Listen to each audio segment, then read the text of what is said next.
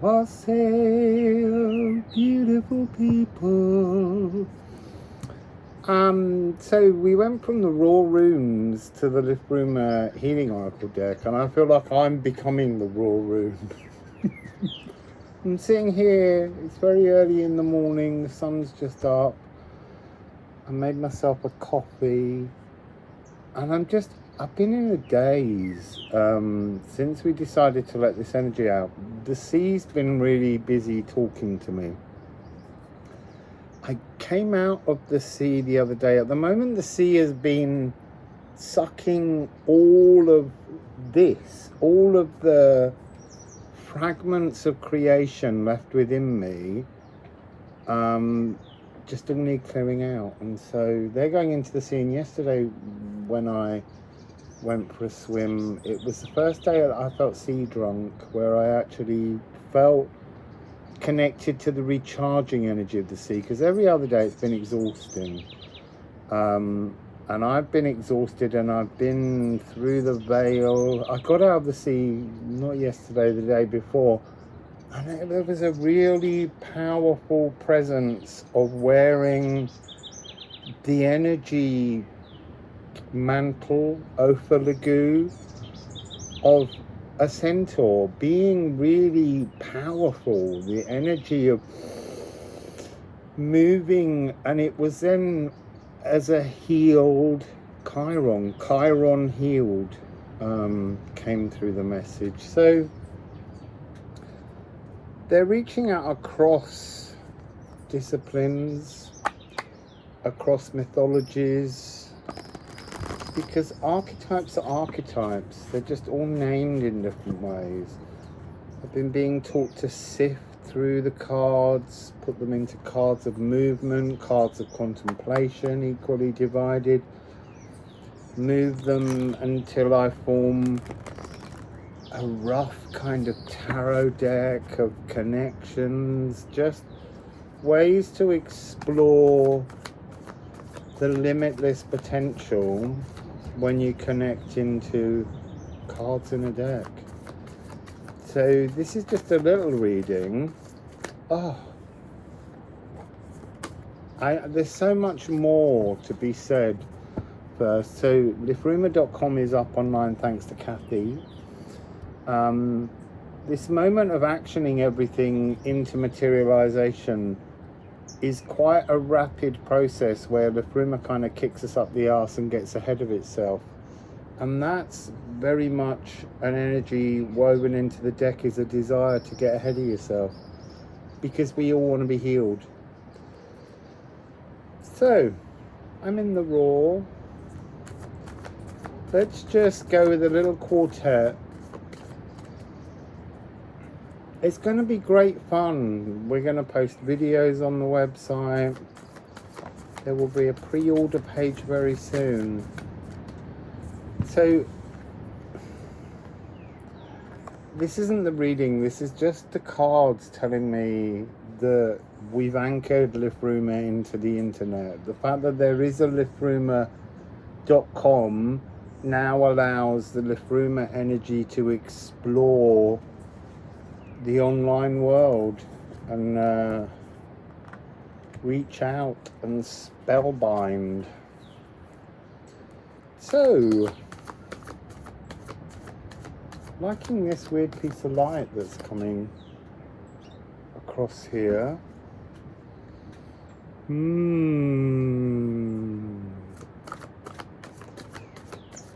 See, if you live Liffruma, you live a world of magic. You get special lighting effects. You get a new art director. Harvest. Now, this card is weirdly coming across in a time warped way. So you would assume from the poetry on the card that you are harvesting something and putting it away in winter's sleepy stores for later. But actually, you have to know that you've been filling winter's sleepy stores. You've been putting potential in to your future now. You've been moving the energy to a different place so that it can filter back. If your focus is always on the now, You're just filtering the now in with the past. If you can just let go of the past, then you can start planning your future now, filling that with wonderful energies and allowing that to come in to your now moment. So you change the flow direction. It's like the now is the scales of Libra, and on the whole it's weighted with our lives, our past lives, and now it's time to move your focus into filling the cup of the future now, filling the cup with all the lovely, wonderful, joyful experiences that your future self has already had, and you're here anchoring it now. So instead of thinking all the time about past lives to heal you, think about how your future lives, if you allow them to be fantastic, how they can heal you.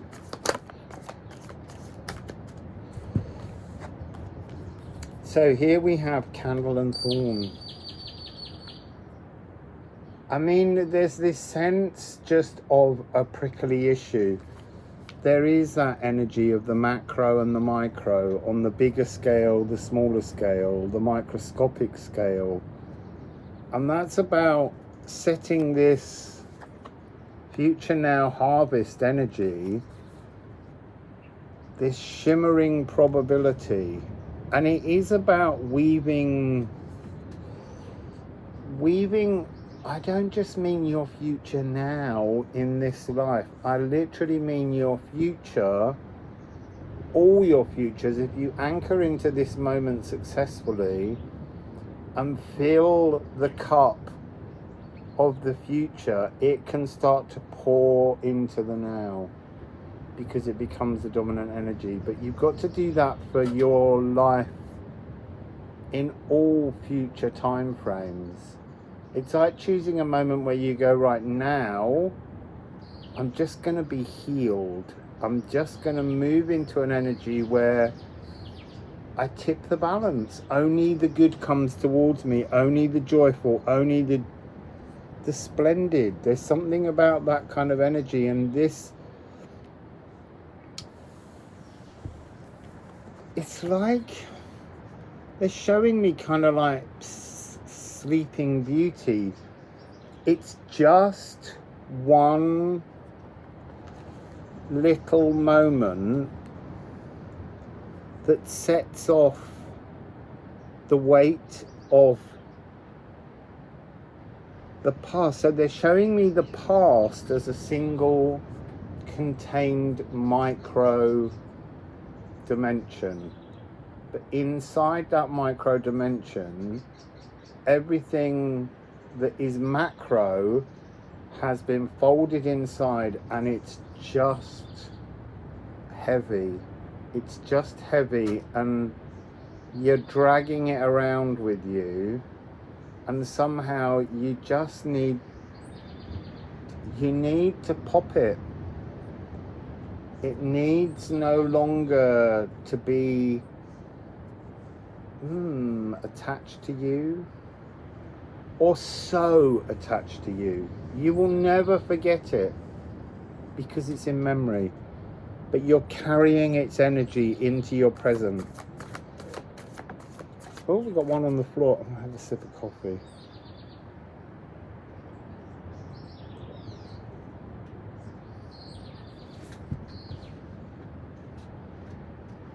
Oh, look. Synsteder. This is like it is the alignment of the music of the spheres. It means there's a current alignment taking place that's almost allowing something to focus all of its energies on the now, so that we can actually almost cast out our dreams and hook them into better future probabilities. There's something very rare going on. Oh, it's testing the truth.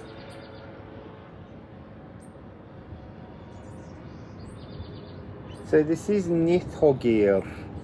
This is the dragon that stands on the shores of Helheim. And it guards a portal, and usually the Nithogir is another of these archetype energies. So it's rewriting truths. There's a real sense, I'm seeing all of these as pencils, and they're rewriting, they're striking things through. They're crossing things that they don't agree with. They're opening up new pathways, new potentials. They're sifting.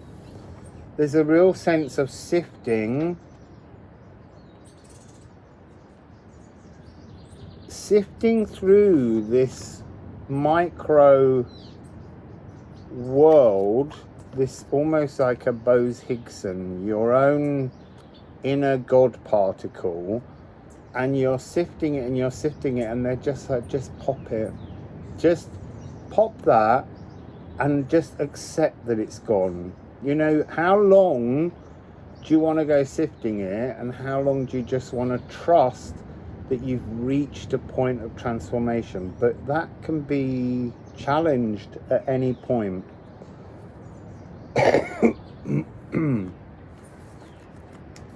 So I feel like I'm being drawn to ask about the Chiron frequency that I picked up. I mean, I know to a certain extent it's very personal to me, because in about a week Jupiter will hit an exact conjunction with my natal Chiron, and then it will be with that Chiron, and it will overtake, not that Chiron, but the current Chiron, it will overtake that Chiron in about March next year. So I feel like on a personal level there's a big healing, but there's something also about Chiron being present. So Chiron is a phoenix opportunity.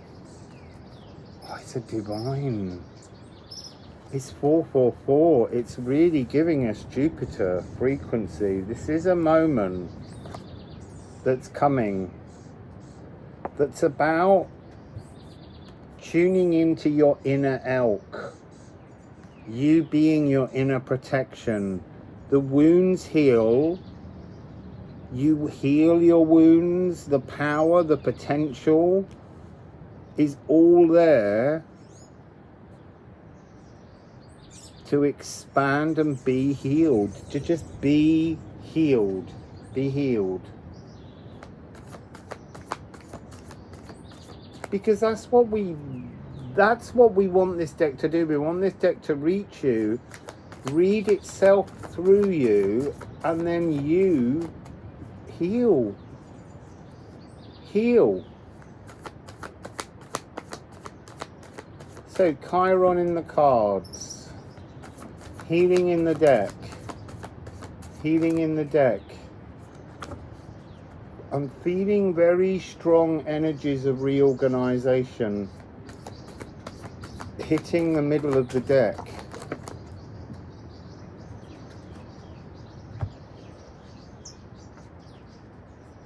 So we got down there and on the table. On the table is this.